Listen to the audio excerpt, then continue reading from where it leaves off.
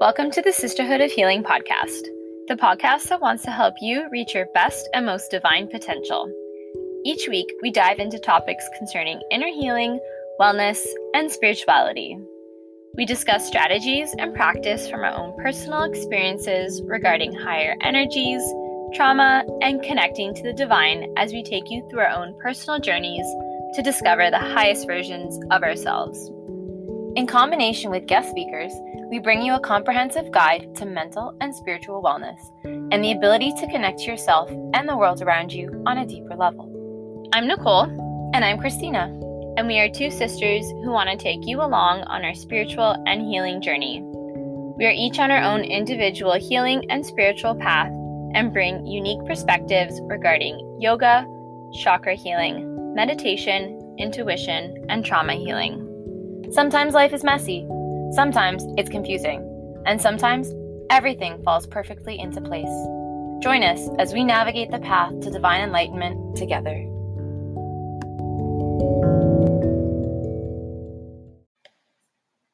Today's episode comes with a trigger warning. We will be discussing violence, domestic abuse, sexual assault, and homicide. Welcome, sisters, brothers, and non-binary listeners to episode 10 of the Sisterhood of Healing podcast. Today, we have guest Ashley Michelle on the podcast, where we'll be discussing finding strength through tragedy. Hi, Ashley. Welcome to the podcast. Thank you so much for joining us this week for this episode. Thank you so much for having me on. It's an amazing honor to be on your podcast. Well, of course, it's so nice to get to connect with you again. So for our listeners, Ashley and I went to high school together, and we've kept and we're on student senate together. Yeah. That's really how we developed our friendship, was through student senate. But yeah, we've kept in touch through like the last decade following. Yes, we have. And it's so nice to have you as a guest on our podcast this week. Well, it's amazing what you guys are doing. I find it really admirable. Oh, thank you so much. And we feel the same about you. Once, Nicole had kind of filled me in on where, like, the direction of your life over the last couple of years. And I think your story is just like one of so much strength and triumph. And we really admire what you've done with that experience. So we're so grateful to have you to share that with us. Well, thank you. So do you want to just start off by telling our listeners a little bit about yourself, maybe what you do for work, and tell us your story? Yeah, so my name is Ashley, like I've said already, and I have a YouTube channel. It's called Ashley Inspires. I also have put together a course. I released a book called Finding Strength Through Tragedy. And I also started on TikTok, Ashley Inspires, as well. So I've just had a lot of amazing opportunities. And if it wasn't actually for Sunil Gotsi, who I was on his podcast with Intuitionology, and he's the one that kind of was like, send me your book, because I had told him that I wrote a book, and him and his team are the ones that are behind everything. So they're the ones who've given me this incredible opportunity in order to help others and raise awareness. I've also volunteered with the Children's Hospital here in London in the past. So on Christmas Day, I would go and like give them bears, and Easter, I would give them like bunnies and stuff. So, but COVID happened, so that kind of pushed things to the side. It's just been about helping other people through so much tragedy. I really believe turning pain into strength. And yeah, that's kind of my journey for the last little while. Wow, that's incredible. So your book's called Finding Strength Through Tragedy. Tragedy, correct. Can you help to give us a bit of a definition or like an understanding, or how you have kind of used the word tragedy? Like what does that mean? Like, could you give us a definition of it? Yeah, so it's crazy. Like, it didn't really take me too long to come up with this title at all. Like, I knew right away because I kind of was talking to a friend about how, I'm trying to turn all this pain, like I said, into strength. So that's kind of where tragedy came into play. Obviously, I went through something very horrific, and it it was trauma. It was awful. It was horrific, and I wanted tragedy to be in there because yes, it was a tragedy, but I'm also, and yes, I understand where people are coming from when they say, "Oh, I'm sorry for what you went through." And but at the same point in time, I wouldn't be where I am today without that tragedy. I wouldn't be who I am today. I wouldn't have all this information around, statistics and around how many people actually go through what I went through. Like, what I went through isn't just an Ashley situation, it's a worldwide epidemic. There are survivors of crime nationwide, worldwide. So it definitely gave me a lot of insight. And most importantly, too, is something that I will never forget. And again, this is where tragedy kind of came into play. And it really opened my eyes huge, was when the police sat me down. They didn't ask me what happened right away. They asked me if I would make them a promise to not turn to the streets for drugs, prostitution, etc.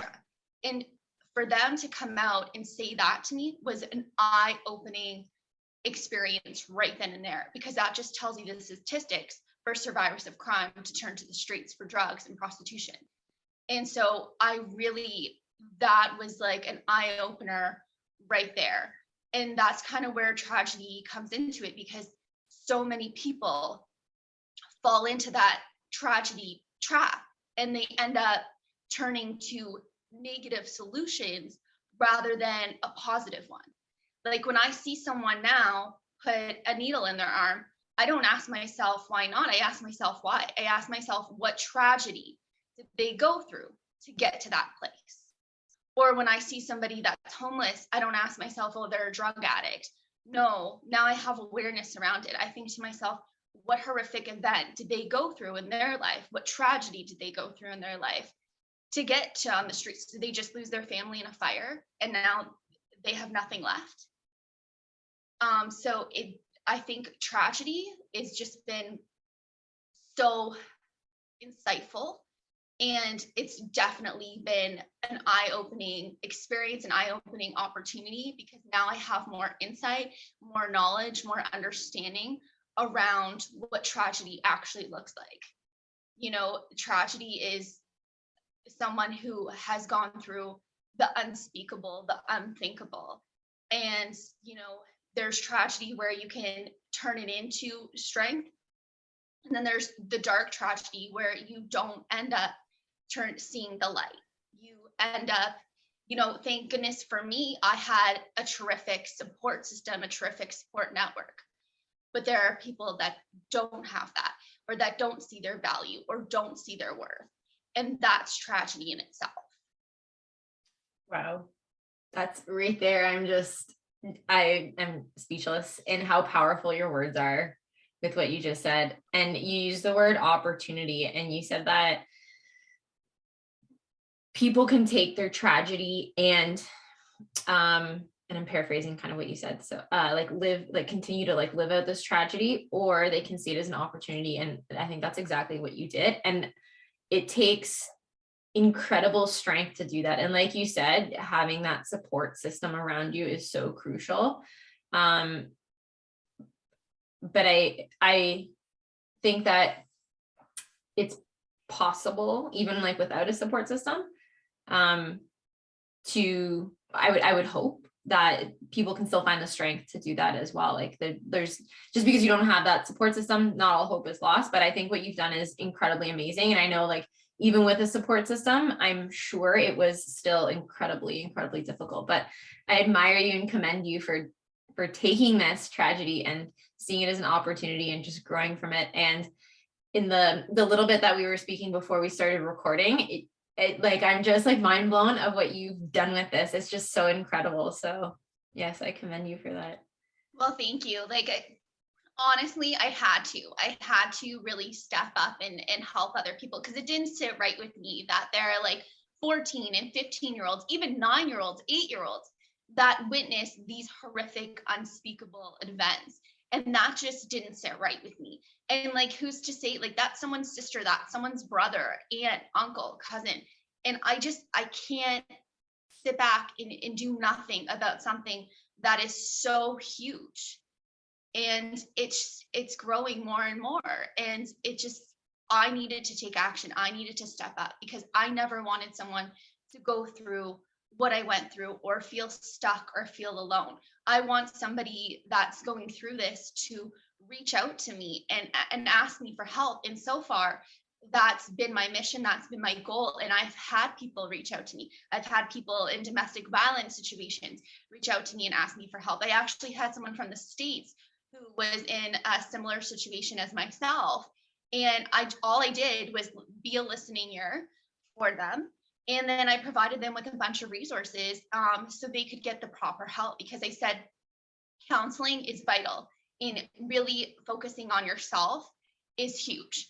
And it's not selfish to put yourself first, because in order to have any kind of healthy, successful relationships, you really need to put yourself first, and you need to take care of you, and you need self-care is vital.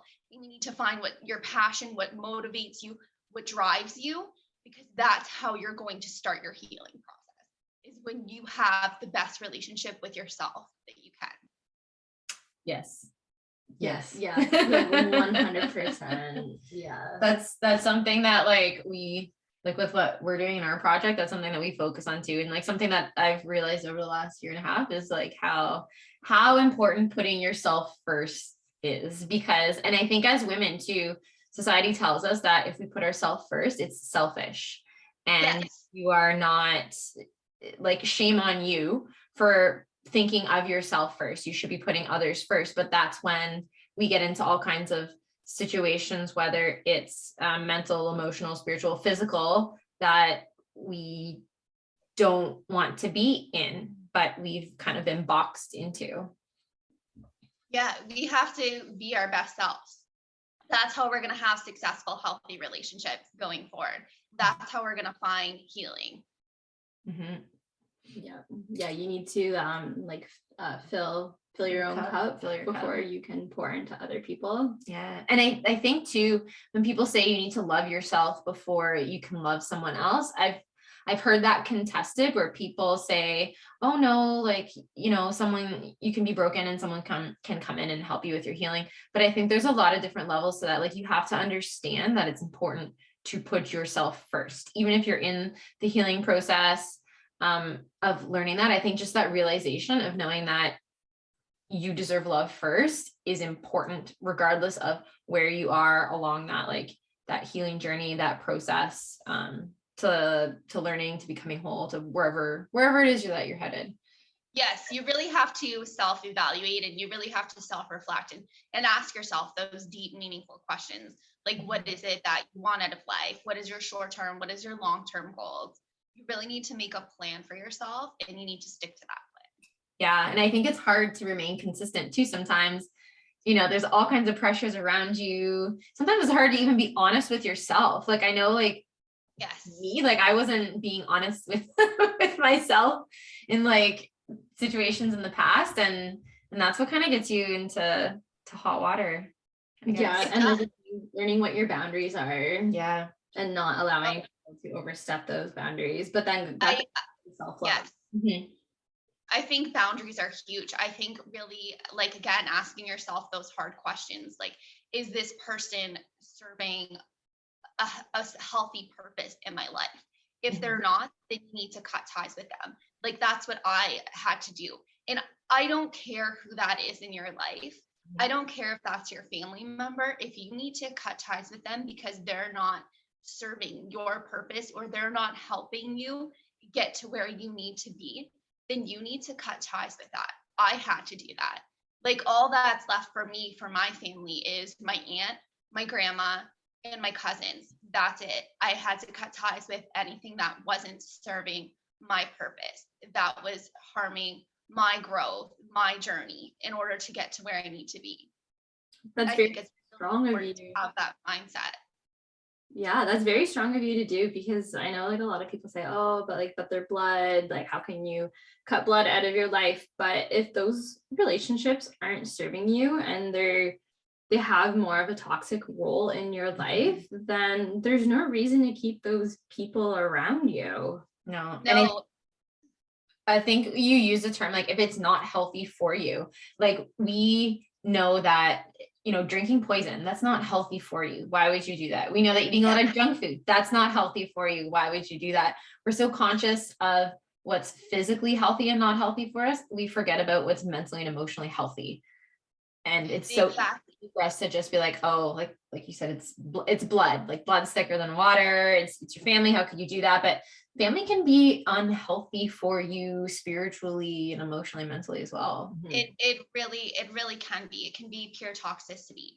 And like, I really strongly believe that family is what you make it and what you choose it to be. Like, my family are the people that showed up every day at the trial for me.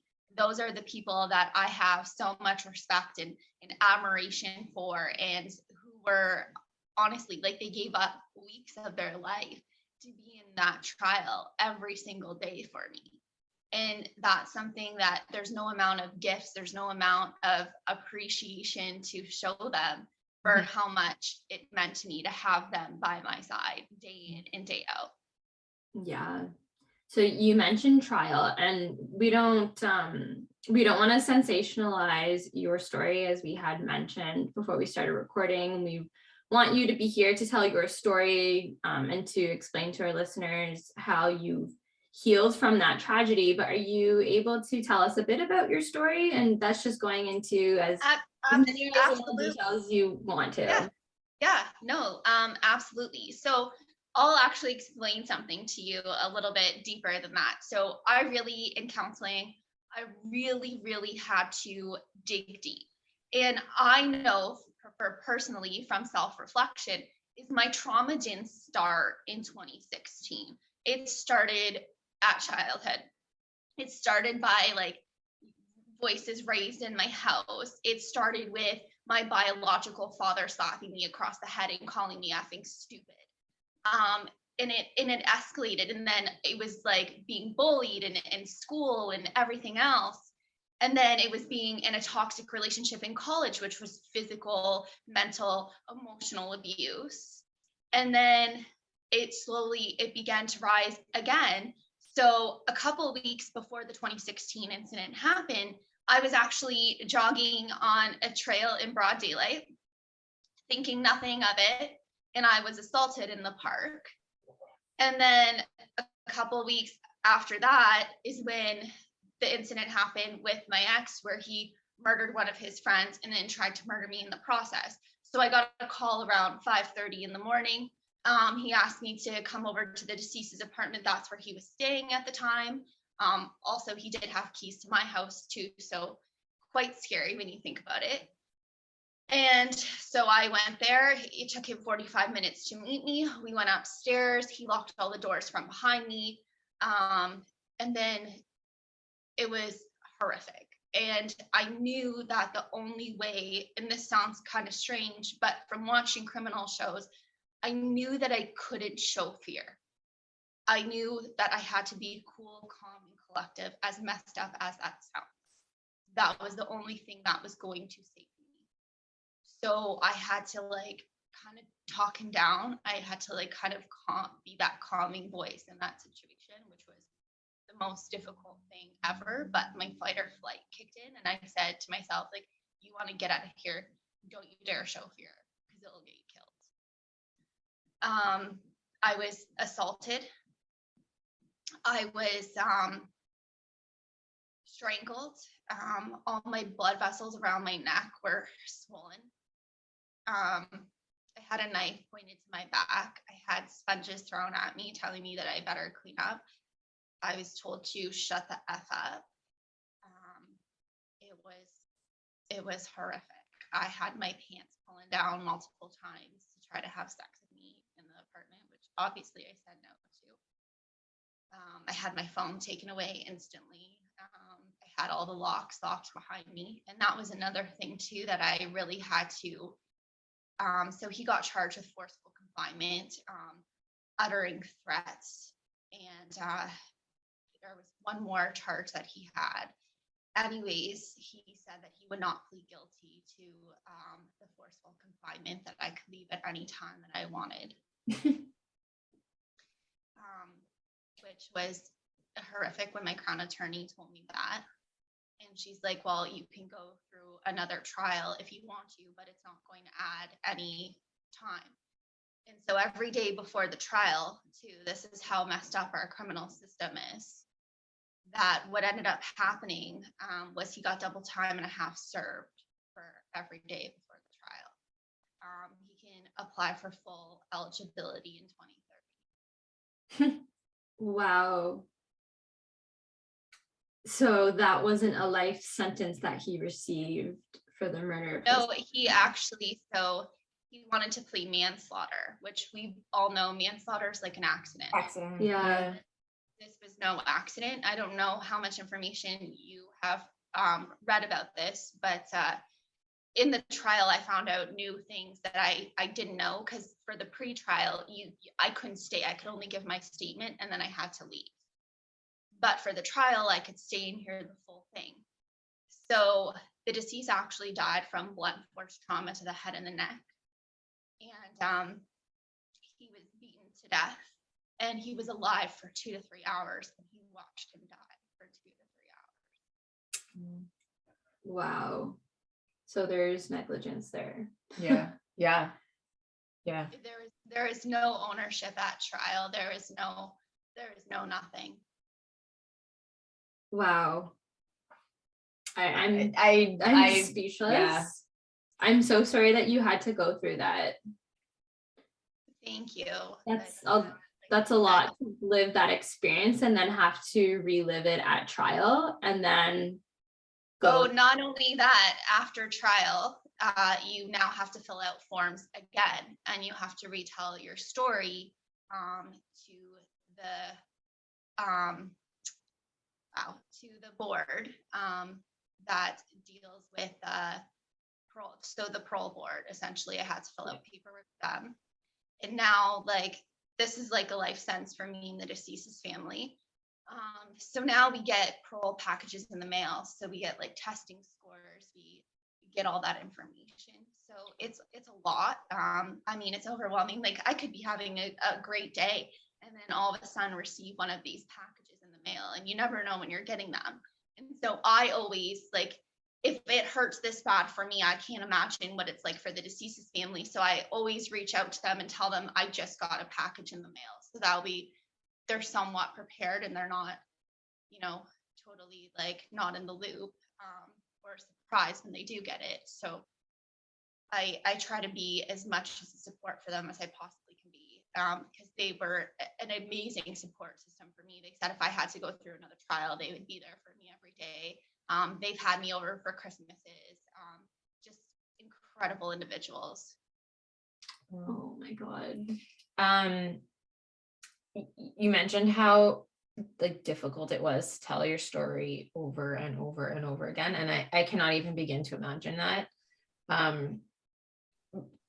Now that you have taken this tragedy that you've experienced and you are building from it and you've used it as a source of strength, is telling, and pardon me if this is an ignorant question to ask, but having grown from that and using this to help others, is telling your story at all, has it changed in the way you tell it, in the way you feel when you tell it?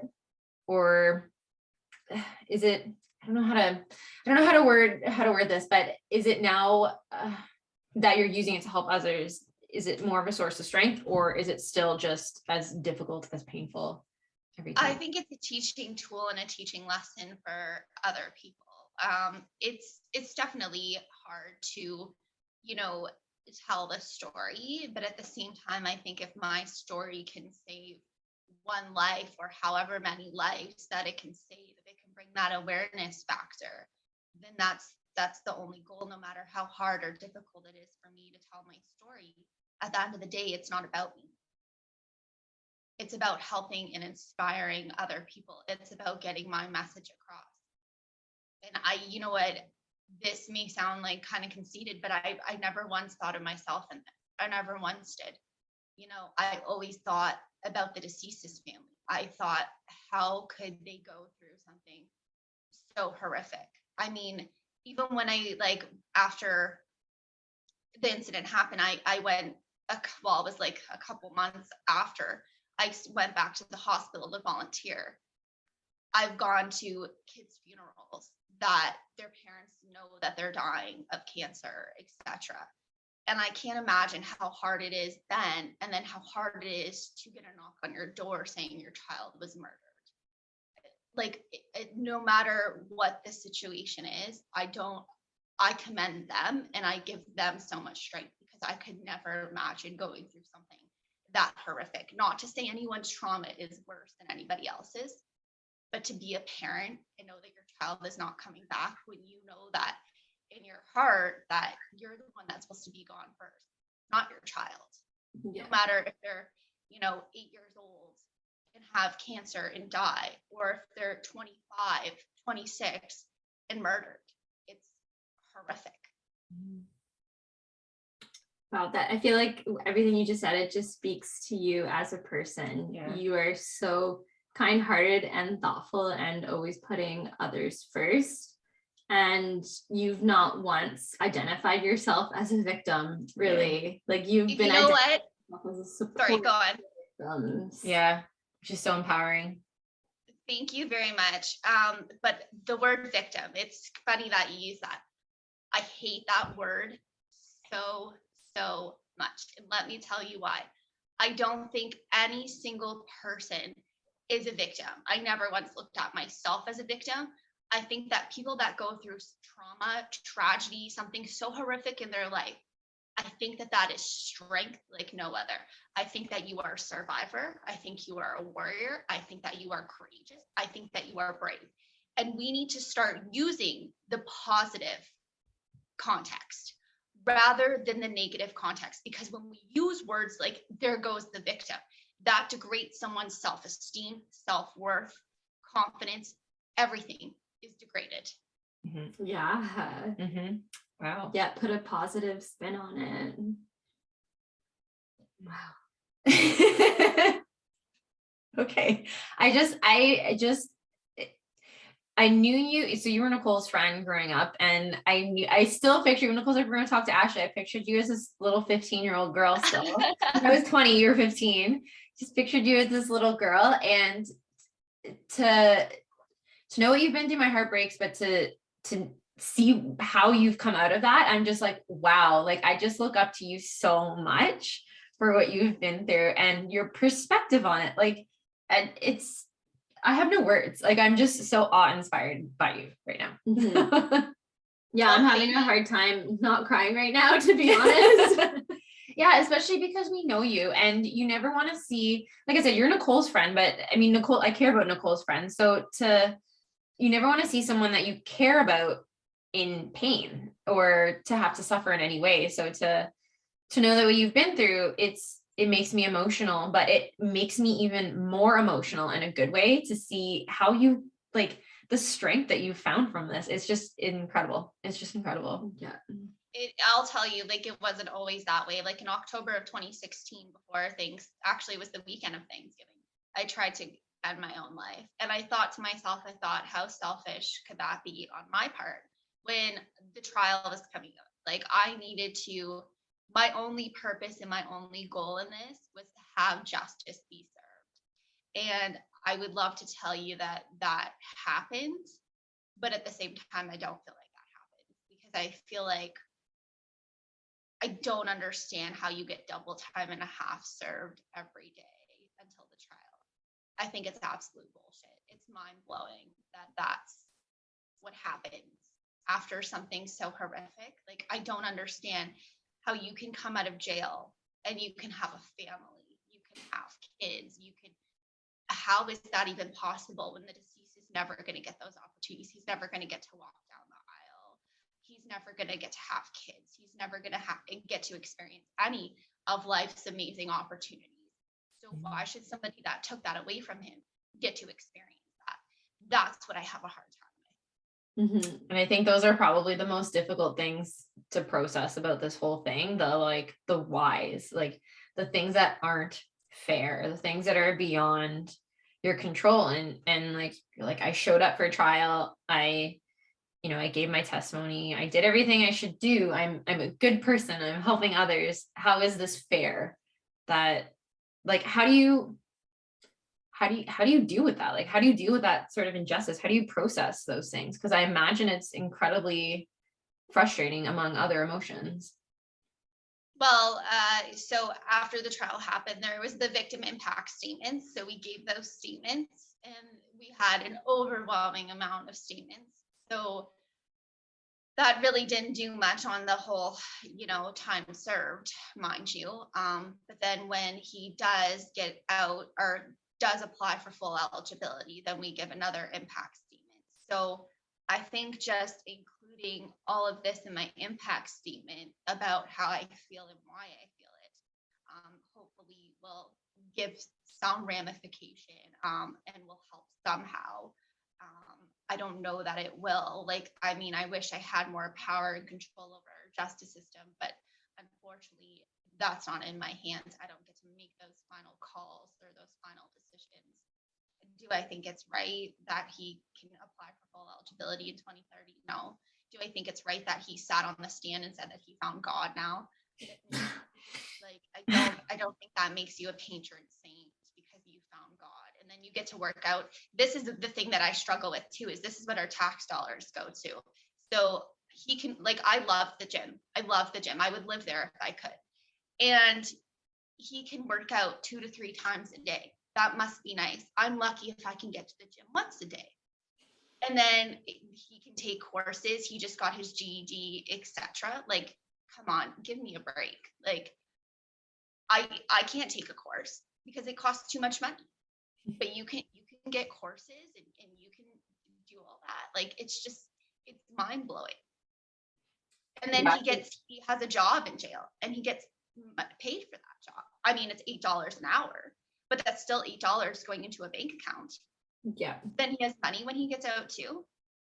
Where's the justice in that? Yeah, I think I understand. This is the first time that I've known someone to say that personally known someone to say that the justice system does not, that it doesn't work, but it stuff like that it just doesn't make sense to me. And I can understand from the perspective, I know this isn't an episode about the justice system, but I understand from the perspective where, there's this theoretical idea that, well, we can rehabilitate, but that's the criminal and they can come out different and we're setting them up for life. I'm like, but you did a bad thing.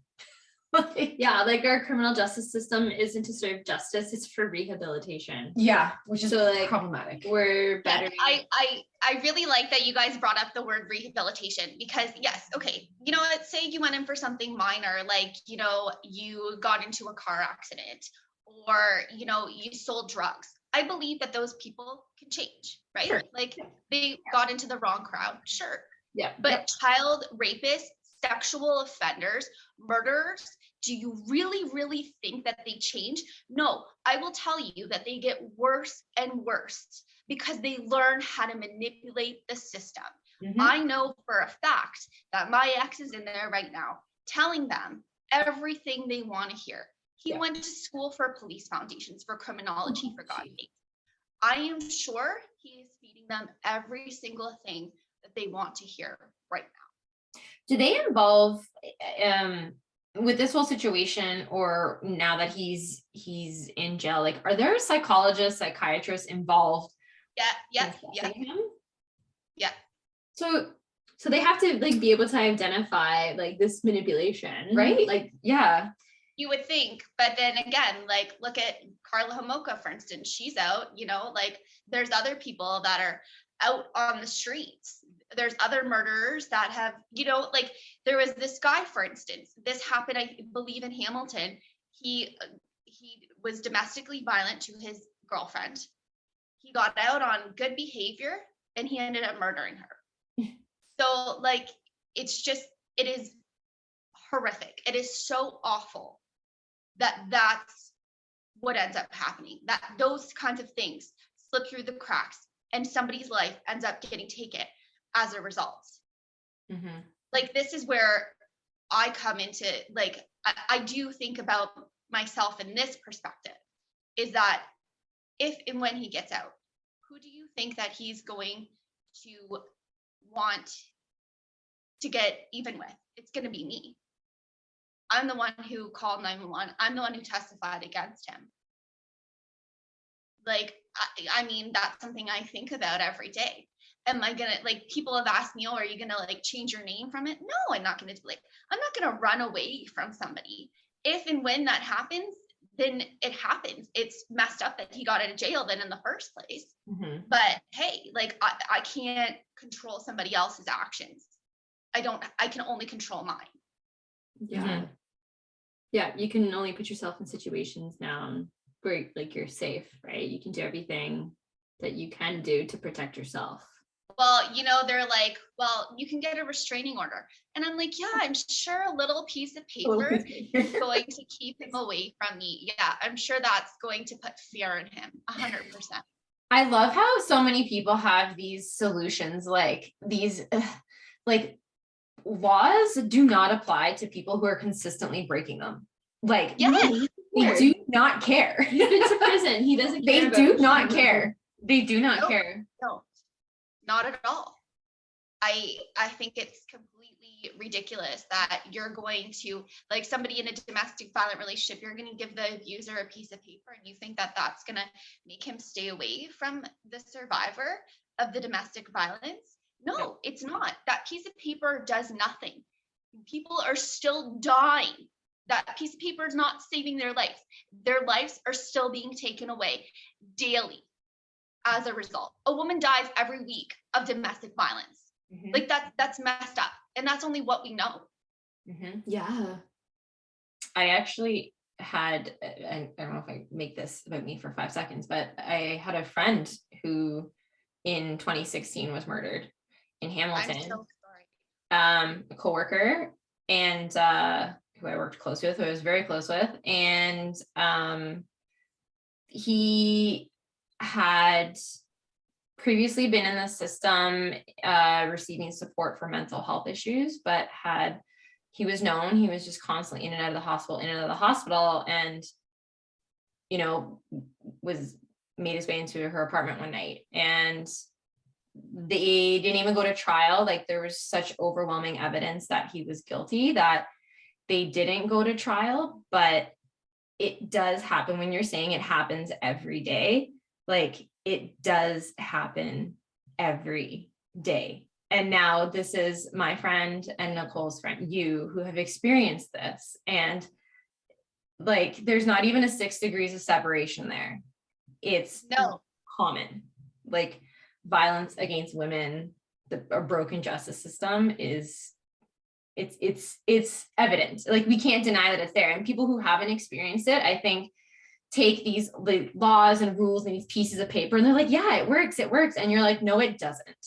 Like, it just doesn't. No, it doesn't. No, it doesn't at all. And I want to talk about the judgment too. Like, so many people point fingers and judge and ridicule people that are going through domestic violence. Like, they're like, oh, why do you stay? Well, guess what? There's something called separation assault that happens. And when you leave your abuser, that is the highest risk of death for yourself. On average, it takes a woman 8 or 9 times before she leaves her abuser, because it is so dangerous. Like, you have to have a proper exit plan. If you don't have that, if you just go to your friends where you know that they're going to find you, that's not good enough. You need to be in a shelter, or the police need to relocate you. Like, that's what needs to happen. Mm-hmm. Resources really need to come together. And you know what? There are some police that don't take it serious either. Like, there are some police that are like, oh, well, just leave. Well, no, it doesn't work. It's not that simple. Yeah. Especially if there's kids involved, finances involved. You know, you have to have the proper solution. You have to have the proper resources, the proper plan in place for you to get out safe.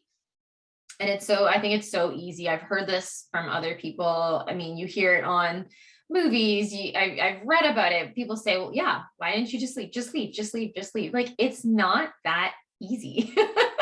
It's like, this is your life. You're asking someone to leave everything that they know. You're asking someone, like you said, to leave their finances, to leave, like, perhaps this is the only, even if it's an abusive relationship, perhaps this is the closest relationship that they have in their life. So you're asking them to leave, like, they're leaving everything that they know. Yeah.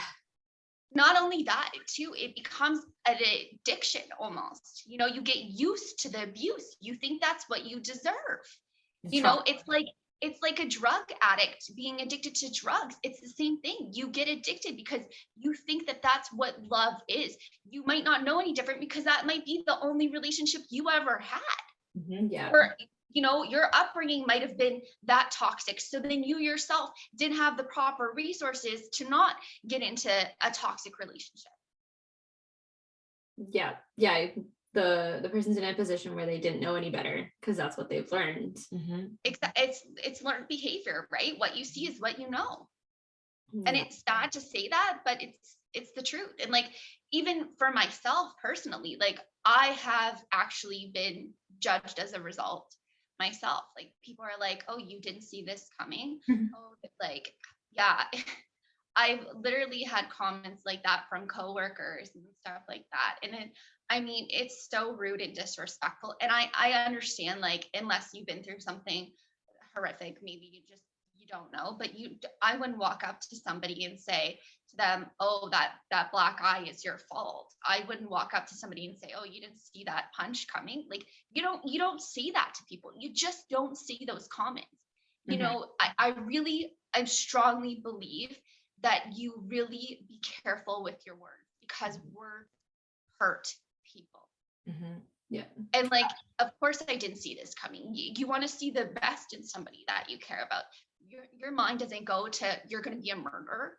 Whose mindset goes to that? No, No. you wouldn't think that someone that loves you, someone that you love, would attempt to take your life. Like that wouldn't even be a thought that would pop into your head. No. No. I So had, it's oh, sorry. No, go Ashley. it's so disrespectful on so many levels. People really need to watch what they say and think about what they say before they say it. Mm-hmm. I was gonna say, I had a lot of people say to me, so like, my relationship, it wasn't physically abusive, but definitely a lot of emotional and mental abuse. And so many people said to me, well, like, at least he wasn't physical with you. Like that's anything. And I'm like, I'm like, no, but at least physical scars heal. Like, they heal a little easier. I don't have to do anything and then they heal. Like, You know what? I completely agree with what you're saying. Yes, the physical scars always heal, but the emotional wounds and the mental and verbal, they always stay with you. They're always in the back of my head. You know, I'm not going to sit here and lie to you. I'm not perfect. I still have, you know, triggers, and things that trigger me are like screaming and yelling. And that puts me back in that situation where, you know, my ex was yelling at me and telling me to shut the F up. And it puts you back in that mind frame. Like, for instance, like, another thing that triggers me is the color red. I can't wear red lipstick. I work with kids and I can't do red paint with them. Like, the red just really is a trigger for me, because that was the whole apartment was red. Like, the police even said that their boots were sticking to the floor because that's how much there was. wow. Like, Wow. I mean, there's always going to be that trigger. Like,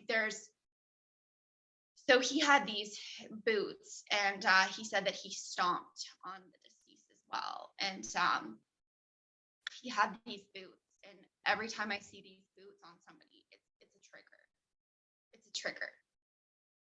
Do you find that some days are more triggering than others? It depends what happens. Like, you know, too, and like, I don't like anyone remotely or close in my space either. That's something that's challenging.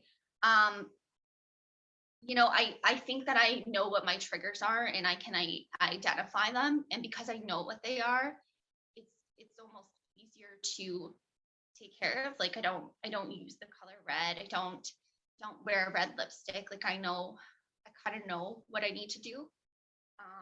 So I keep that in mind. Mm-hmm.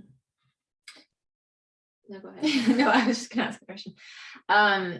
So after you've mentioned your triggers and how difficult that's been, after everything that you experienced, with the trial and like being in, like having gone through everything, what was the most difficult aspect of the event to process after this all happened? So I think it was after the trial had taken place. That was probably like the worst of the worst, like finding out all the information, finding out how the deceased died, what actually happened, what actually occurred. Having to process that after 2 years later it was horrific. I did need a lot of counseling after that. It was just knowing that somebody was alive for a certain amount of hours and you watch them die. I don't know how you do that and then take no responsibility and ownership and then blame it on alcohol. I drink. I've gotten drunk before. I don't go out killing people. Mm-hmm. Like alcohol is no excuse to kill somebody. If you're mad at somebody, you have a disagreement, you have a fight, you walk away. It's common sense. It's common knowledge. And the fact that you did what you did and you have take no ownership or response. Like he blamed me for why he did what he did. He was like, well, if you didn't call at that time, if you did that, like where's your ownership? Where's your responsibility in this? Yeah, zero accountability. But I feel like someone like that will never, ever, ever. This is the ultimate act where you're not taking accountability. It's disgusting. It is. So after the trial too, he had written the deceased family a letter and he had written me a letter. And the Crown attorney asked me if I wanted the deceased family, said they didn't want the letter. I said I did. Because this wasn't a normal breakup. Like I didn't get any closure. Mm-hmm. And so I wanted the letter. And in his letter, in his words, he wrote, someday I want to make this up to you. No. Where you're like, no, Jesus. What, like, kind of manipulation in itself right there. Oh, exactly. See, like that's exactly what I mean right there. Wow. Yeah, like how can you think that you would be able to have access to someone like that, like after putting them through that?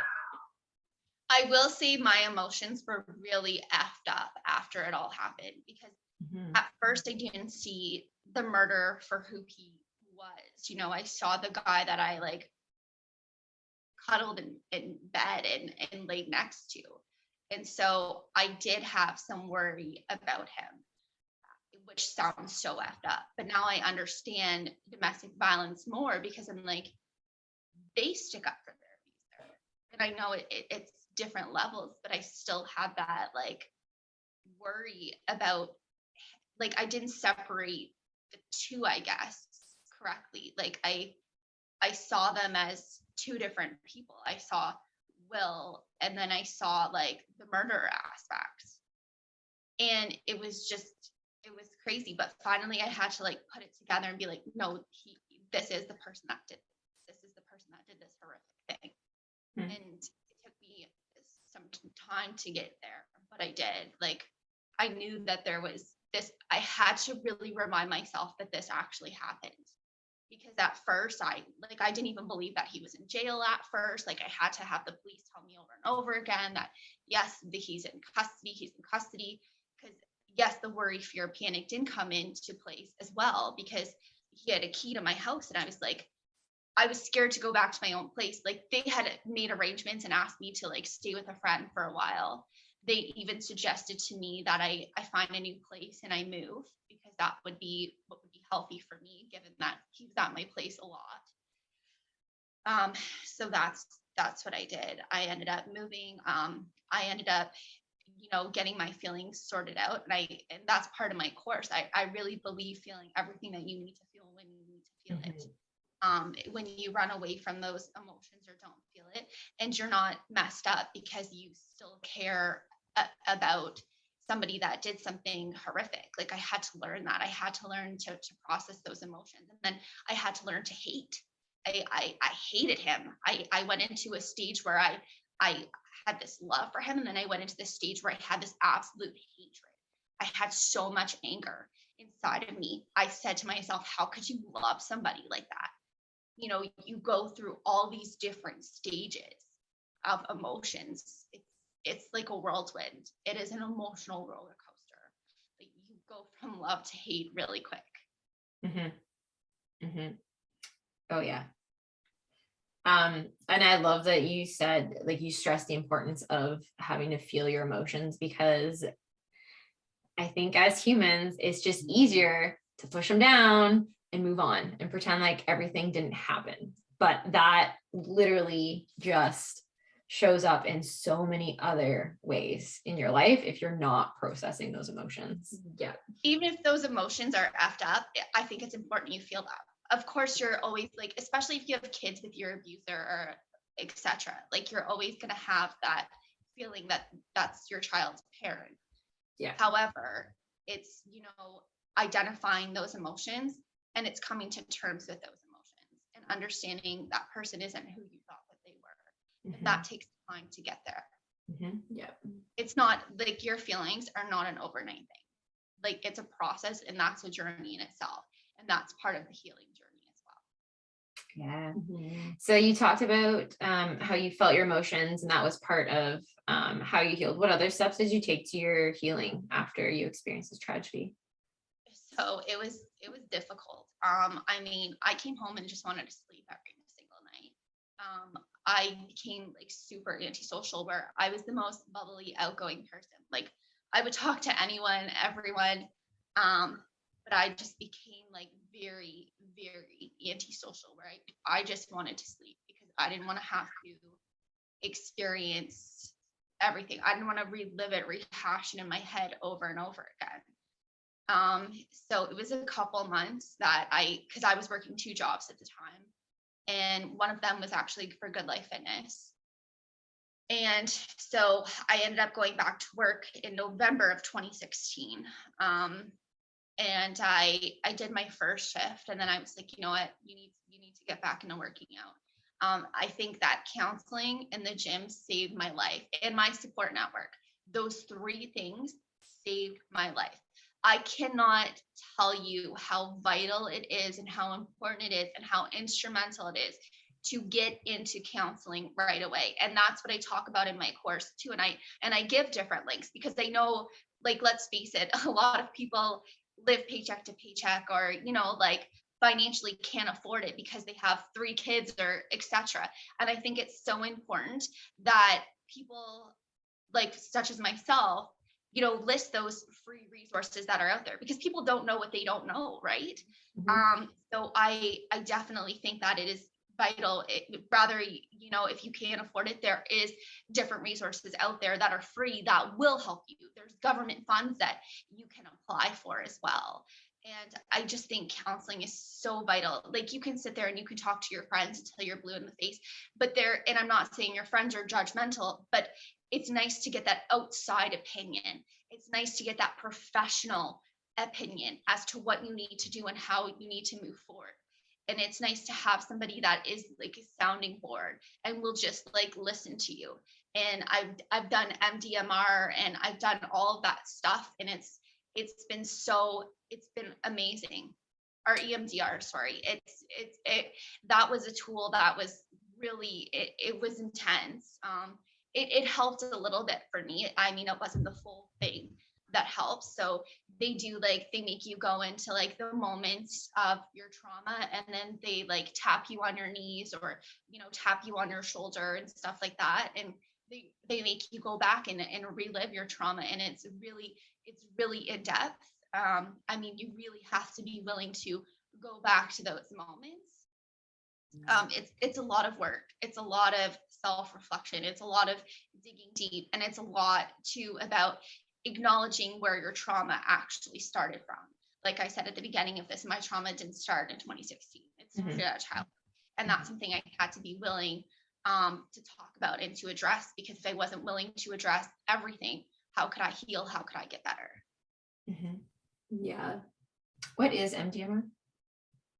EMDR, I think that's so it's this thing where, like I said, you go back into your trauma, your experience, and they do different things. So they'll like tap you on your shoulder. It's just about going back and reliving your trauma, as messed up as that sounds. And they try to, like, when they tap you and stuff, and or do different things like sounds, voices, etc. It's to picture your trauma, but to kind of let it go in a healthy way. So are you made to identify what emotions you're feeling? Like, you know, when someone taps you on the shoulder, like I'm feel fearful or like saddened or something like that? You don't really talk about that so much. You mostly go back in your head and you picture your trauma, and then, you know, you're tapped, and you kind of, then you talk about what it is that you just pictured, and how to kind of let that go. Are you in a state of hypnosis while they're doing this? Kind of, your eyes are supposed to be closed, and you're just supposed to go back into your head. So a little bit, I would say, yeah. Okay. Because you're in that state of your trauma again, right? And how do you access it? Is it certain psychologists that specialize? It's in counseling. Yeah, they do it in counseling as one of the options. Or you listen to sounds or stuff like that. They'll put on sounds for you. Yeah, and you just get back into there and you talk about, you identify what it is that, you know, you're thinking about in your head. They kind of like walk you through your trauma, and then you kind of talk about, okay, now we're going to place this in like a closet, and we're going to place this in a box, and that's kind of how it's addressed. And does it help you by placing it in a box or in a closet? Does it help you like break down specific moments and kind of like pack them and process them? Yes, exactly. Wow. So did the criminal justice system provide you with any resources moving forward? Yeah, so I will tell you that I had an incredible team of detectives. I mean, I still keep in touch with them to this day. They saved my life, like, honestly.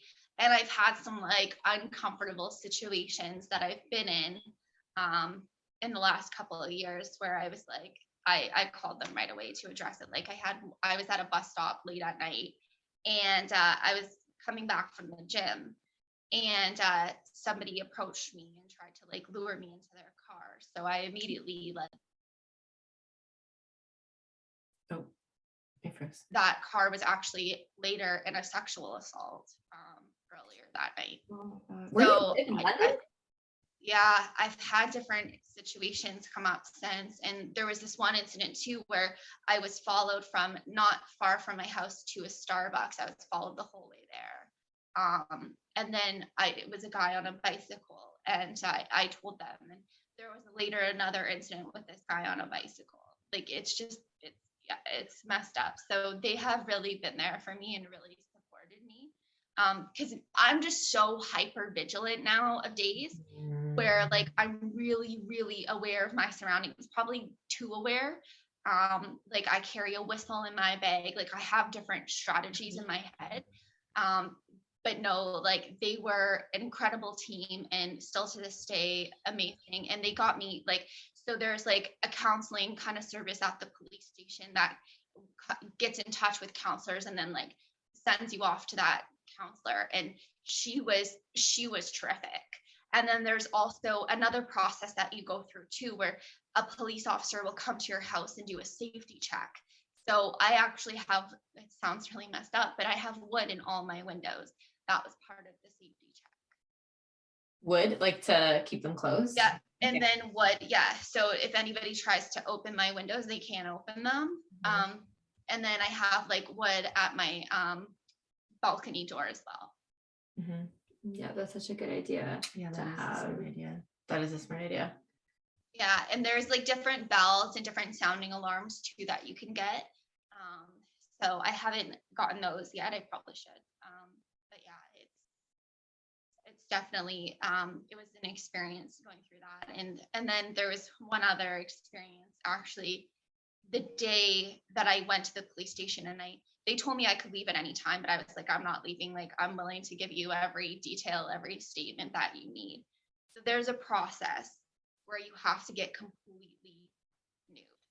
You have to take off all your clothes. They take pictures of everything. I still keep in touch with the female detective that was in there with me. I think that she's the one that got me through the process. Like, Nathan sent me an angel that day, and that was her. I won't lie to you. She was just so supportive, and she was like, you're gonna get through this. Like, I'm here for you. And like, I was crying. Like, my eyes were like, I couldn't remove any of my makeup. Right? I had like mascara running down my face. I couldn't touch my face. I couldn't even go to the bathroom because they wanted to swab me. It was a really intense process. And I'm thinking to myself in the back of my head, if it's like this for me, what about a 14-year-old or 15-year-old or an 8-year-old that has to go through that process? I can't even begin to imagine how invasive that must feel for somebody whose brain isn't fully developed yet to have to go through that process. But I get it. They want to collect evidence. They want to get everything together that they need to do. And then, so because I was strangled, and I have to tell you this, like, people don't realize how significant it is to go and get yourself looked at after you've been strangled, because you could have brain damage, and there's so many long-term effects. Like, there's vomiting, there's fevers that you could, like, it's crazy the different symptoms that can come out with strangulation. There's memory loss, so many things. So the police said to me, like, they had an ambulance come and meet me at the police station, but the ambulance driver even said, I highly suggest that you go to the hospital and get checked out just to make sure that there's no damage done. It took them 3 times at the hospital to get this camera to go all the way up my nose. It was such an intense thing, but I can't stress it enough how important it is that either that you have damage or you don't. Even the smallest strangulation, like, even if it lasts for a second, you still need to go and get checked out. I cannot stress that enough, how vital it is. Wow, that's good to know. I I would not have think known. that, I would not have thought that, because I know, like, is it 1 minute, 2 minutes to your oxygen brain. cut off, it affects your brain, but I never would have thought. damage. I never would have thought anything else. You need to go, and rather it's seconds, minutes, you need to go and get checked out, because there's like, I didn't know about all these side effects that come with strangulation that I know about now. Like, it's just, it's crazy. So they took pictures of my neck. It was an intense process, but I can't stress it enough. Like, they got me into counseling so fast. Like, they were incredible. I have a referral person that I talk to if I have questions and stuff like that, or if something comes up as well. So yeah, I have a referral package now, and I have like all the letters, all the documents in there. I get like these information booklets and stuff like that. So I'm glad to hear that there is support, like, that the justice system does offer so much support for the survivors. I will say this though, there's one effed up thing that people don't realize, and one of them is, so they cut me off after a certain amount of counseling sessions. Oh. Yes, because they don't want you to be in counseling forever, right? But they don't want you to understand that this is a life sentence. I'm not saying that, you need counseling every single day or every single week, but when you get those letters, that's a trigger. That takes you back. What happens if somebody gets one of those letters and they kill themselves over it? Like, who's to say? Yeah. Like that counseling session, that one counseling session could have saved their lives. And that's why like proceeds from my book go to survivors of crime. Like they ended up using some of my money to get a service dog for some survivors of crime. Like because that was the goal. Like when I did this book, I was like, you know what? I'm not here to collect all this money. That's not my goal.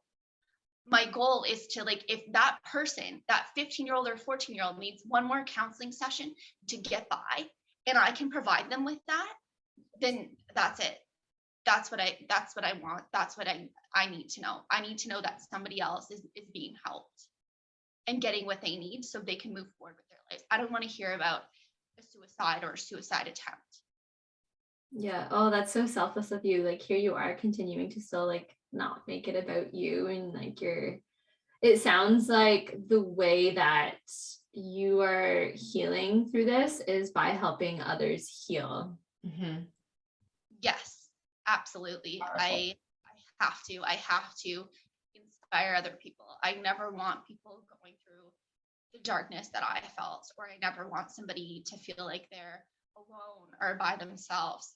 I want to be that sounding board, even if they just need a listening ear. That's it. Yeah. Like, I just want to be that person that brings some light at the end of the tunnel for them. Because after experiencing such horrific events, people need support. They need guidance. They need somebody that's just going to listen to them and not point fingers and not judge them. My goal when people come to me with any kind of trauma is to get them to a healthy place, get them to a healthy mindset. I'm a strong believer in self-affirmations and providing them with that tool, helping them to understand and get their self-esteem and self-confidence and self-worth back, like helping them to find, okay, what motivates you? What is going to get you up in the morning? Maybe it's, going to the gym, maybe it's going for a run, maybe it's going to do a kickboxing, maybe it's just going for a coffee with a friend that gets you up in the morning. But finding that and finding those self-affirmations where you can look at yourself in the mirror and you can say, you know what, I am proud of myself. I am a warrior. I am strong. I am courageous. I am brave. Those are the things that I really want to emphasize to other people. I really want them to look at themselves, and I want them to be proud of how far they've come. I want them to see their worth and their potential, because they have it in them. They just need to find it. And if I can be that support to help them find it, then that's it. Oh, that's beautiful.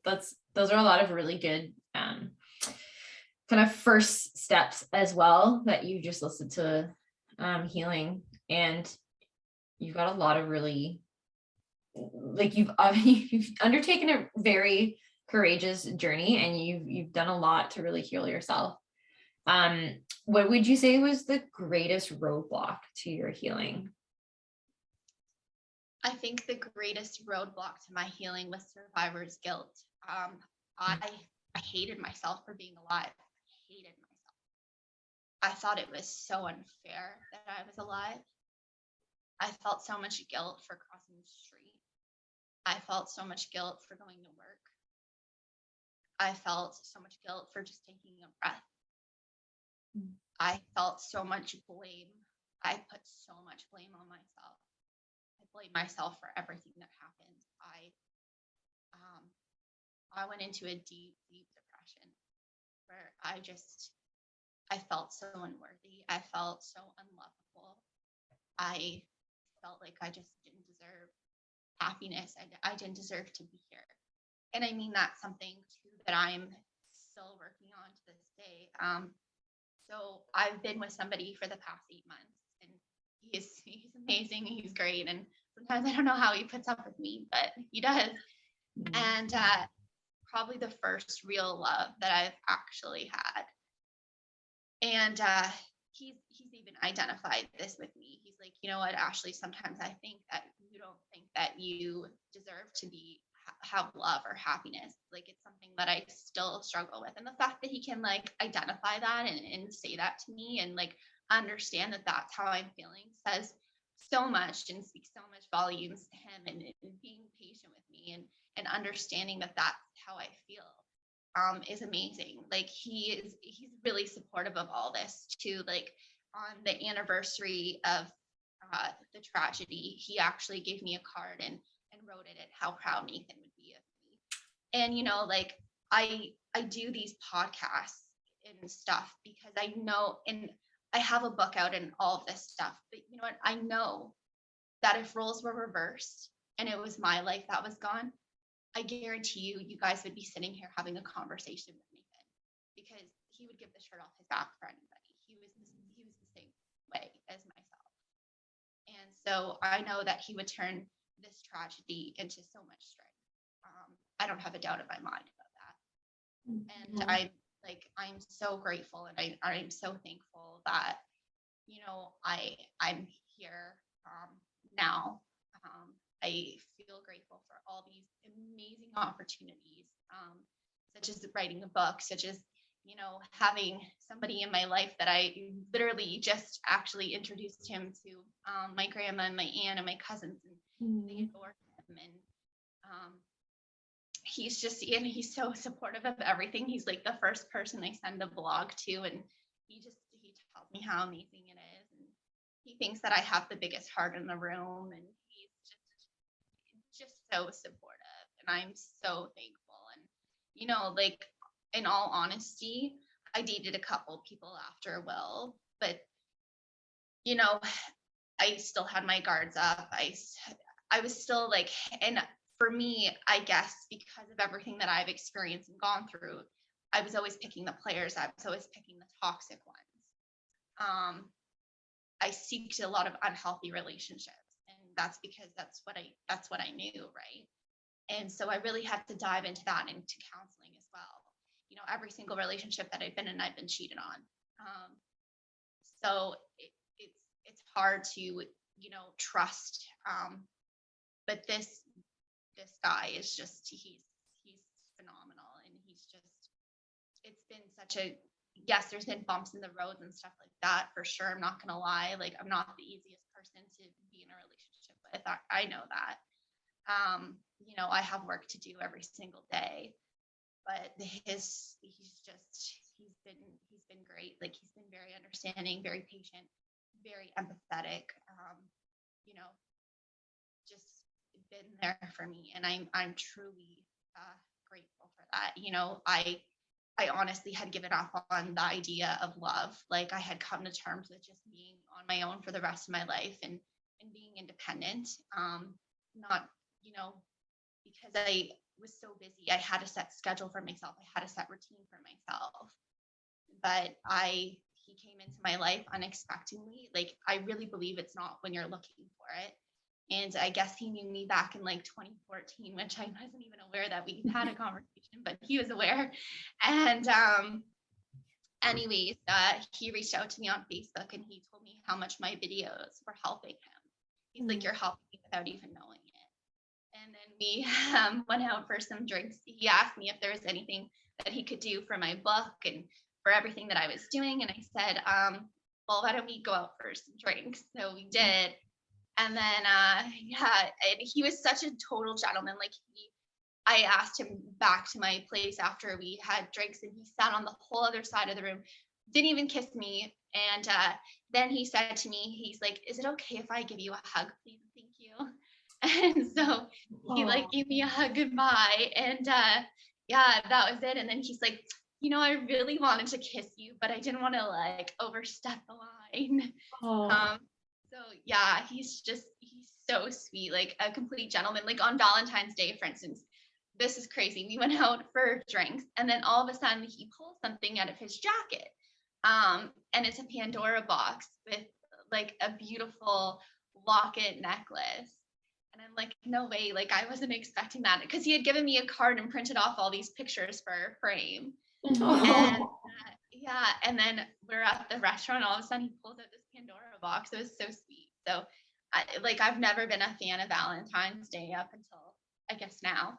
But yeah, I'm really happy, and I'm really happy with like, I'm scared, and I felt overwhelmed about this whole idea of launching a course, but Sunil believes in me so much, the guy that's behind my book and my YouTube channel and everything, he was like, no, Ashley, I think that this is really good. And then he's like, eventually I'd like to get you into coaching.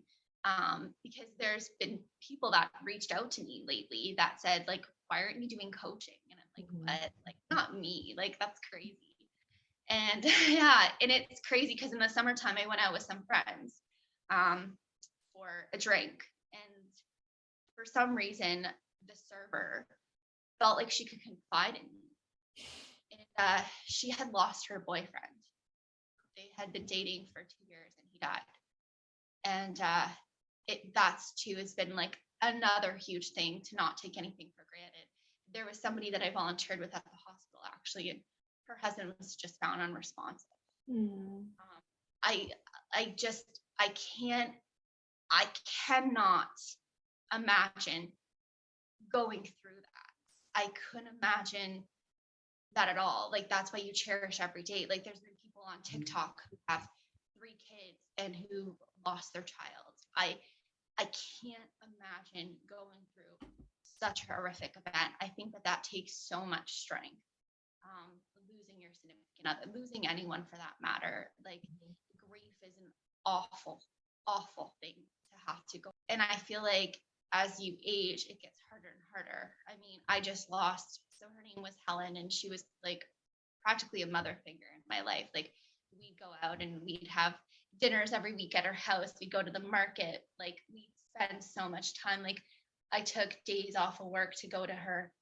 Like, she was diagnosed with lung cancer and it spread out. She died last January, and that was a really tough pill to swallow.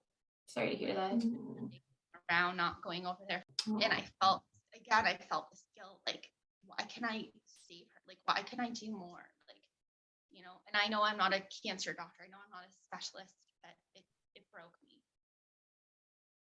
Yeah, you always just want to help. I feel like as you get older, I feel like grief just gets harder and harder. I mean, it doesn't get any easier for sure. Yeah, it's hard when you like build your life around people and then you lose them. It's hard to feel like you can move forward. That's exactly it. Like, I give people so much, respect for, or, losing your child. I don't know how you do it.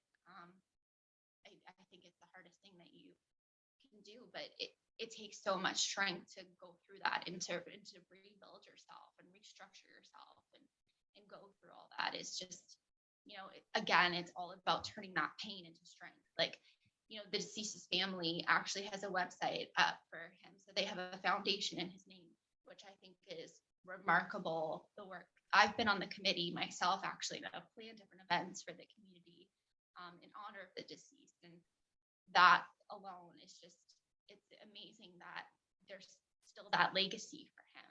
And there's, his parents are so proud of him. And I know he's looking down and he sees that. And I know he's like truly honored for like all these events that are in his name and the memorial fund that's in his name. Like, it's going to help other people. And that was his purpose in life, and his drive in life too, was to help other people.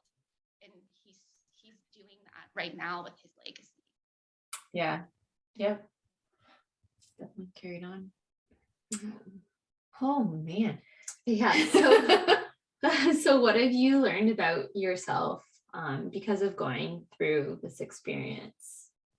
I have learned a lot about myself. I learned that I had to rebuild myself all the way from scratch. I really, really had to adjust, and I had to really take the time to grieve and to feel everything that I needed to feel.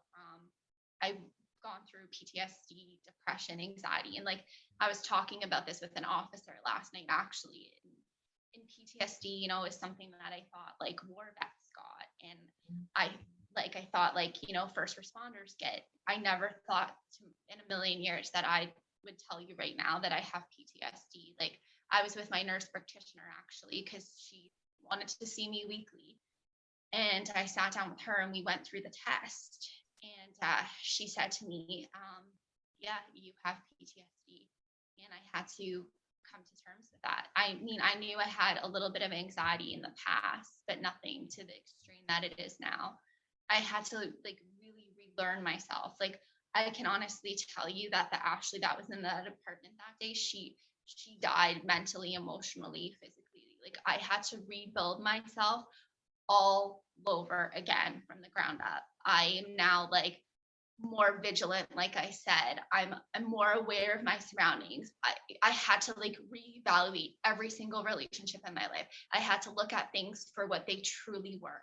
I had to cut ties with toxic people. I had to evaluate my life all over again and say to myself, like, what do you want going forward? What do you not need going forward? It's a lot of like engagement, and it's a lot of like really looking at your life for what it is and for what you want it to become. So I really had to, go through the emotions. I had to really decide what was going to serve me and what was not going to serve me. I had to look at my life for everything that it was, and for everything that I wanted it to be going forward. Like for instance, like I don't go running on trails anymore. I go running in public areas now. Like I've changed a lot of things in my life. I've changed my routine. I've changed my structure. I've changed my thinking process. I'm more like guarded than I was before. I know what's healthy for me now, and I know what's not healthy. I'm slowly learning this. I know what I deserve and what I don't deserve.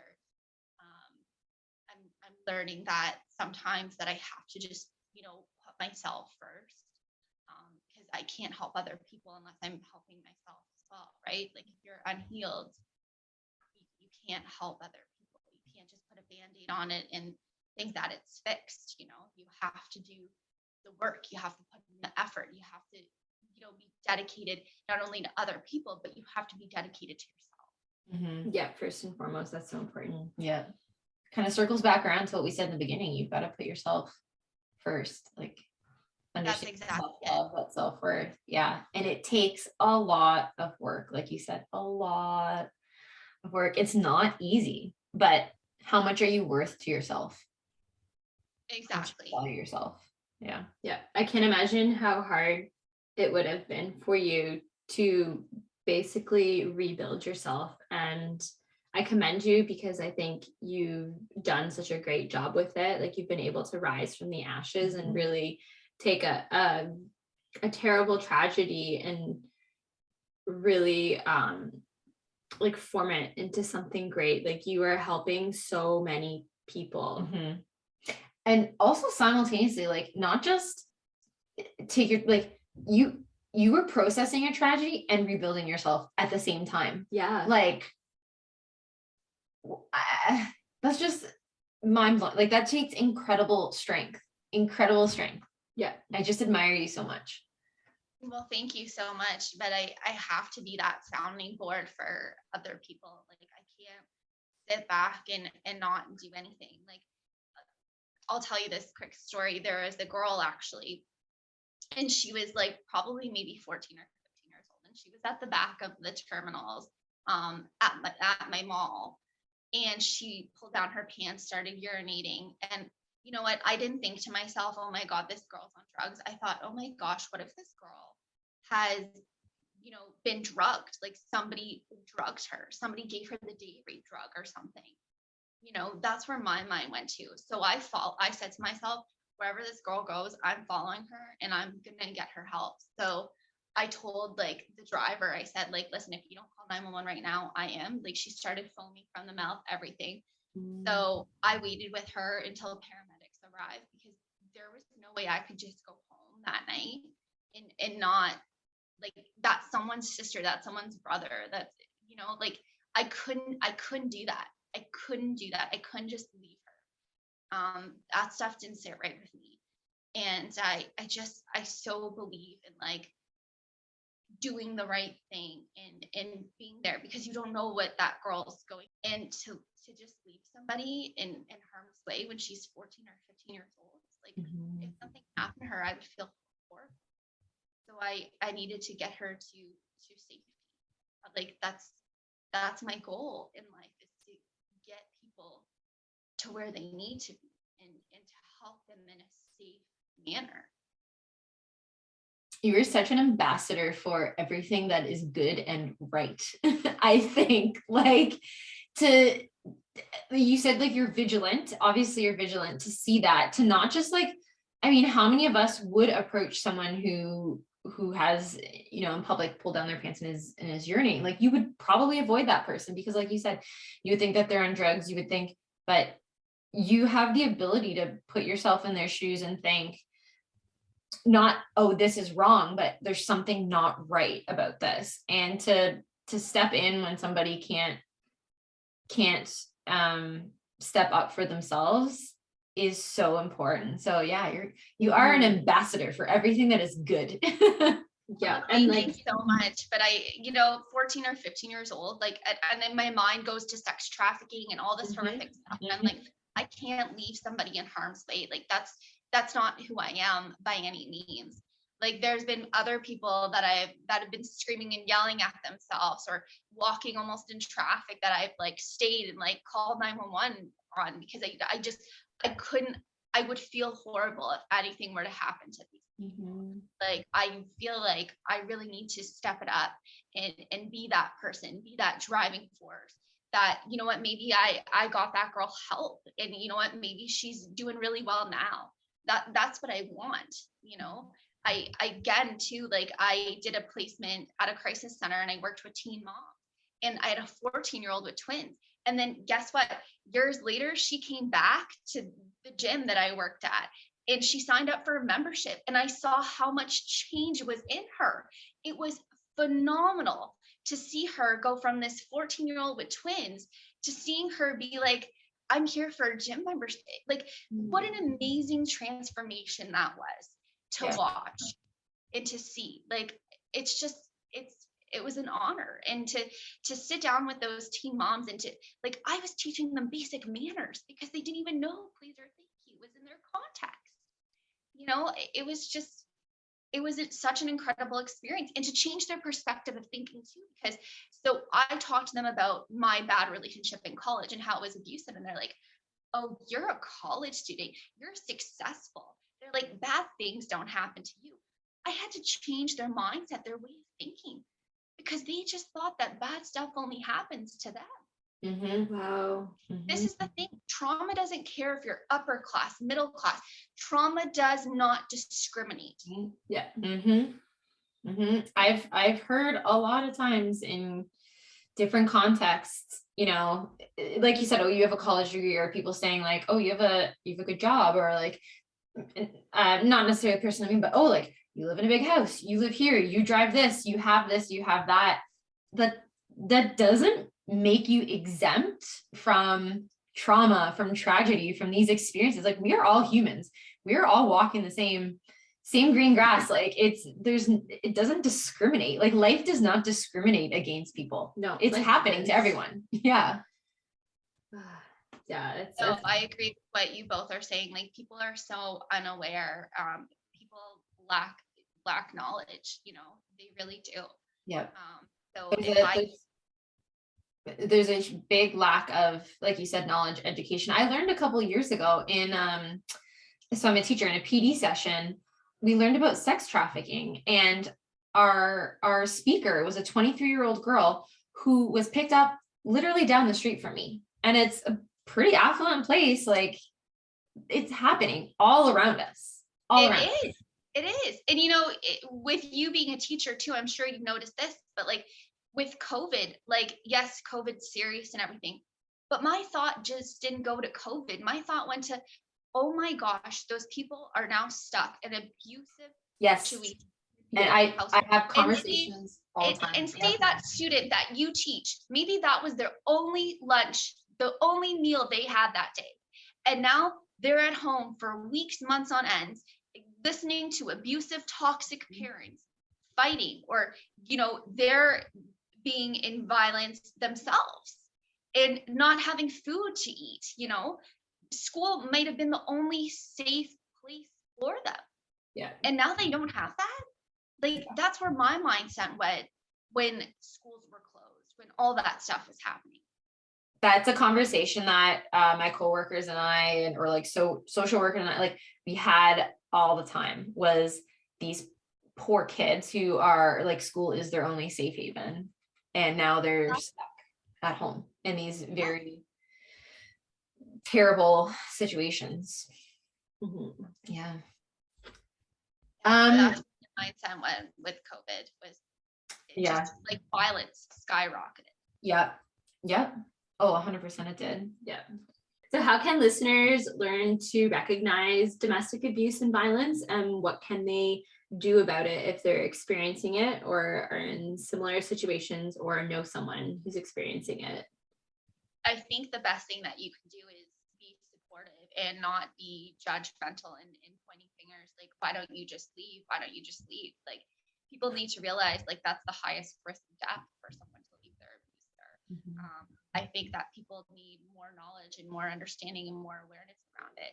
You know, like I said before, yeah, like COVID was important, but people weren't thinking about, you know, the death rates going up with domestic violence. People were so focused on this epidemic, this other epidemic that we were having, that people were forgetting the importance and significance of violence and how awful it is, and how like there are so many people that are going through it that we don't know about.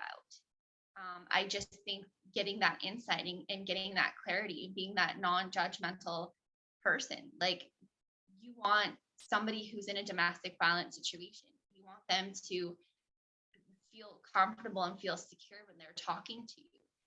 You just need to be like a listening ear. You just need to be that sounding board.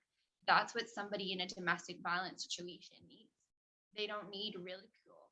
They don't need, why aren't you doing this? Why aren't you doing that? That just creates more stress, more tension, more anxiety for them, more hopelessness, more despair. We want to use positive language when we're talking to a domestic violence survivor, because they are a survivor. They're going through stuff that is so awful, and so they're being ridiculed, they're being name called, they're being pushed, they're being shoved, they're being beaten. And we need to be mindful. Like, you should be sending that person some resources.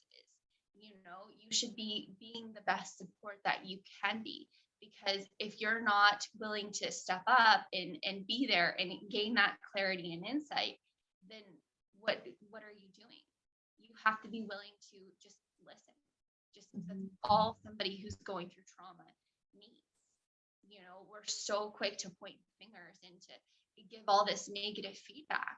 Where's the positive feedback? Where's, you need to be saying things like, you know, you are strong, you are brave. You need to be putting those thoughts in their head, not why aren't you doing this? Why aren't you doing that? You know, we need positive language, positive enforcement, you know, and sending that person a couple of resources of local shelters in their community. That's what's going to help them. That's the best thing you can do, is help them take action in a healthy manner. You know, get them the resources they need. You know, help them the best way that you can by saying, why don't you just leave, is not a healthy solution. That's not creating a plan. That's degrading them. That's making their self-esteem, their self-confidence, their motivation go lower and lower and lower. We want to rise it back up. We want to get them to where they need to be, not where we think that they should be. And you said like using language and like the things that we say is so important. I think that's the difference between like raising up a survivor and creating a victim, is the language that we use. How you, like, if you're giving someone resources, if you're telling them that they're strong, like you're empowering them, like they're realizing they're a survivor, they can rise above it. But if you're just saying like, why wouldn't you leave? Or like, oh, just do this or just do that. Like, there's so many, like, that's not empowering. That's just, like you said, like, it's giving you more anxiety, making you feel more guilty. Like, how is that helping you? There are other people, like, it's not. You know, you want to help them rise above the situation. You want them to see their worth. You want them to see their potential. You want them to get out in a safe manner. Because too, if you rush this, it could end up tragic. So you want to make sure that when that person leaves, they're leaving safely. That it's not like, telling them to come over to your house when they've been together with that partner for 12, 15 years, they're going to find them. Mm-hmm. Yeah. That's not helping them. You want them to go to a shelter if they're in immediate danger. You want to call 911 if they're in immediate danger. Mm-hmm. You want to get them to that safe zone, and unfortunately that safe zone might not be your house, your place, because that abuser knows where you live. Mm-hmm. You have to keep all the ins and outs in mind, like this situation, if it's your cousin, if it's your aunt, if it's your uncle going through this, you want to put yourself in their shoes and you want to think, okay, how can we solve this problem and get them out in a healthy manner and a safe manner. It's so important to be that soundboard for someone. And you have to be empathetic and you have to be caring. Yeah. And you have to just communicate in a respectful manner. Talk to allow them to address how they're feeling. Yeah. Don't take away those feelings and emotions from them. Yeah. And I'm sure like it's probably so difficult for someone to understand if they've never experienced a relationship with any kind of domestic abuse. But yeah, I think it's so important just to listen first and foremost and not judge and not try to create recommendations for situations. Yeah, you don't want to escalate the problem either, right? Yeah. Yeah. You mentioned empathy. Like Nicole and I talk about all the time how people lack empathy. People can step outside of themselves, out of their lives, and feel for someone else. People don't take the time to do it. Like we need to be more empathetic of each other because not everyone experiences tragedy. And I think not everyone experiences, we all experience different types of struggles in our life, but not to the same degree or not the same kind. And I think that just perpetuates this kind of environment or atmosphere of judgment and silence and victimization when you don't have people who are empathetic, because then you have no one you can turn to. You have no one that understands. You just no one who's empowering you. Like it's so important to be empathetic. Like if I could wish one thing on the world, it would be that people could be more empathetic and more kind and more understanding. Exactly. Like kindness goes a really long way. And people just don't understand that. Like because someone posts a picture on Facebook, everybody thinks that they're the most happiest go lucky person because they smile. But what's really behind that smile? And not to say that everybody's like that, but you know what? Paying it forward. Like kindness goes such a long way. Like I will tell you 2 incidences. So I was actually shopping in the grocery store twice and almost cried both of these incidences, both times. So I had someone approach me and she's like, I know who you are. And I had no idea who this woman was. She was actually on the jury. Wow. Yeah. And she approached me in the grocery store and she's like, I needed to say this to you. Like, I admire your strength. I admire how incredible you are. Like, I'm so sorry for everything you had to go through. She just that right there. Her just saying those words made my day that much brighter. She inspired me. And I talk about that actually in my book. Like, what an incredible, she didn't even have to acknowledge me. But the fact that she did, that is an act of kindness in itself. It's so it's so important for us. We have that strength in ourselves, we know who we are, but for someone to go out of their way and show you that kindness where they are validating what you already know about yourself, it kind of takes the weight off your shoulders to carry, to be strong all the time, where someone's like, I see you. It's so important to be seen. That's what I'm trying to say. When somebody sees you, you're just like, wow. And you just appreciate it so much because we don't take the time to see each other. No, and it takes nothing to go up to someone and say, hey, like I'm acknowledging this about you. Like, Yeah. really, it doesn't, but it can mean so much Yes. to that person. Yeah. And then I had another person approach me and she was like, I want to thank you. Like, you looked after my kids. And I also want to say that I commend you and I commend your strength. I saw you on the news and I was just like, oh my gosh, like, thank you so much. Like, just totally not expecting, like, I'm totally just like wanting to go into the grocery store and grocery shop. I don't think twice that this stuff is going to happen. But it does. And it makes my day. It really makes my day that, you know what, I can have that much of an influence on somebody else, that a total stranger thinks so highly of me. Mhm. Like, it speaks volumes to me that you would, go out of your way and make a point to say those beautiful, amazing, like, that inspires me even more to help other people when you get that kind feedback. So do you have any final advice or words that you would like to give our listeners? Oh, I love this part. I get asked this a lot. Yes, to never ever give up on yourself, to know that there is hope for a better tomorrow, to understand that all the pain and everything that you've gone through has made you that much stronger. You'll never totally get over your trauma, but you can and you will get through it. But you have to be willing to take all the steps that you need to take. And healing is messy. Healing is not an overnight process, but you can't run away from your healing. And please, please, if anybody's listening to this and thinking about turning to the streets for drugs, etc., please know that you are so much better than that. You are so worthy. Other people are counting on you.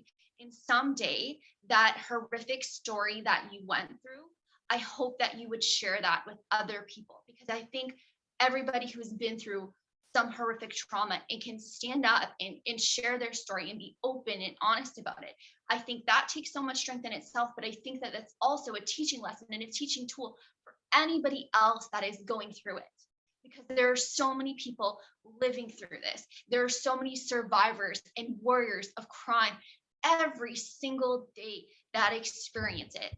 You know what? Some make it out and some don't. Unfortunately, some end up getting murdered in the process, which is horrific to even think about, to comprehend. I am so lucky that that didn't happen to me, that wasn't my experience, that I was able to get out. But I had to really come to terms and really feel that, because I had so much guilt and so much weight on my shoulders and hated myself for such a long time. I had to come through that hate and I had to find love in myself again. I had to develop that relationship with myself, and I had to be open and honest and be full and true to myself first and foremost. And I think that you really need to be willing to rebuild and restructure and reprogress and really look at your life, really evaluate, really focus on you. That's not being a selfish individual. Take the time that you need to heal.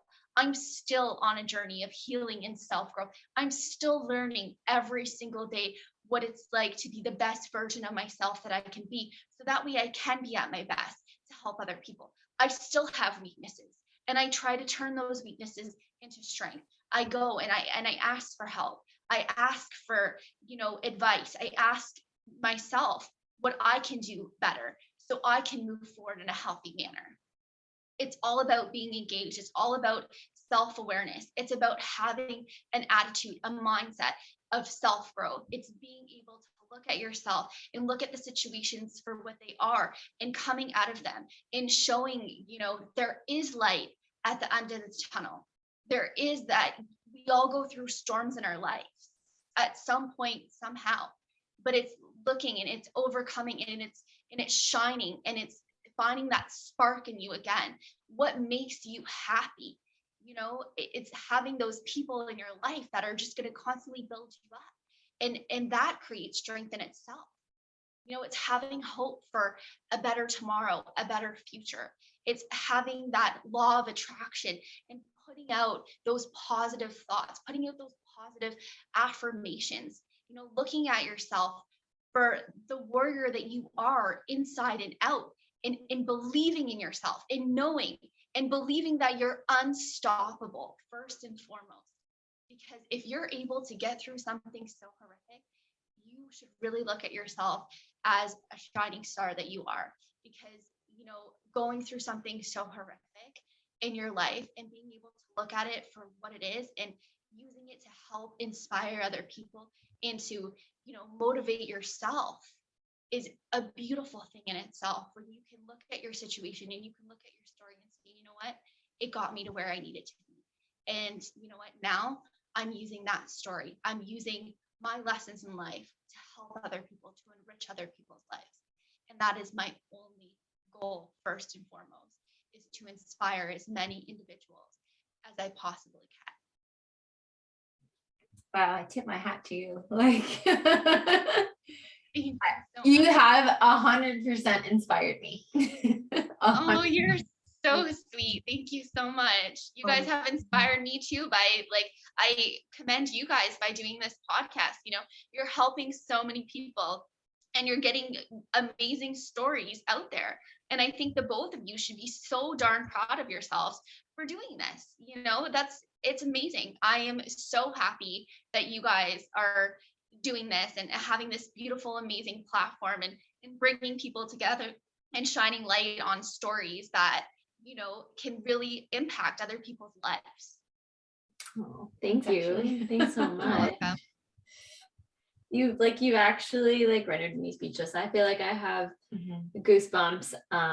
You've taken such a tragic situation and really just made the most of it. And you've grown into such a beautiful, strong, and courageous woman. And I admire you so much for that.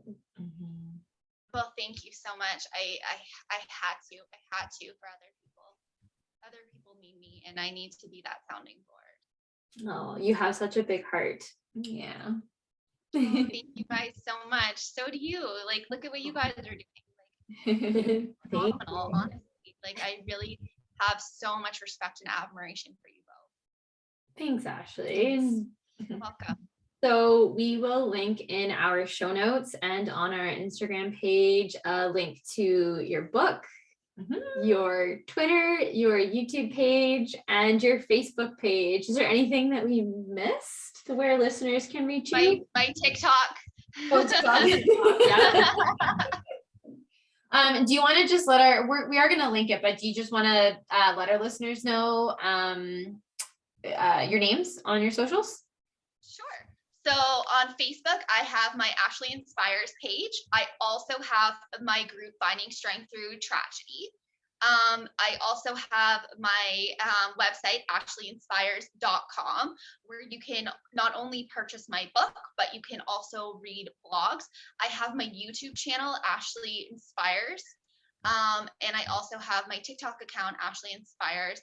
And then I have a Twitter, and I have an Instagram page as well, which my team takes care of that part. I don't have anything to do with that. I don't really know Instagram or Twitter that well. So that is Ashley Inspires as well, and Finding Strength Through Tragedy. Awesome. Thank you so much. We will definitely link those in the show notes. Well, thank you so much. I am thrilled to have the opportunity to be on your podcast, and my course is also will probably be launched in the next couple of months or so as well. So awesome. Yeah, we will loop in our listeners once your course becomes available, because I'm sure a lot of people will be interested in it. So thank you so much from the bottom of my heart for taking this opportunity and for doing what you guys are doing, because it's helping so many people. Oh, yeah, we're so honored that you shared your story with us today, and that you are brave and courageous and inspiring every single darn day of your life. Well, thank you so much. That means so much and speaks volumes. So I really appreciate it. Thanks, Ashley. Thank you. No problem.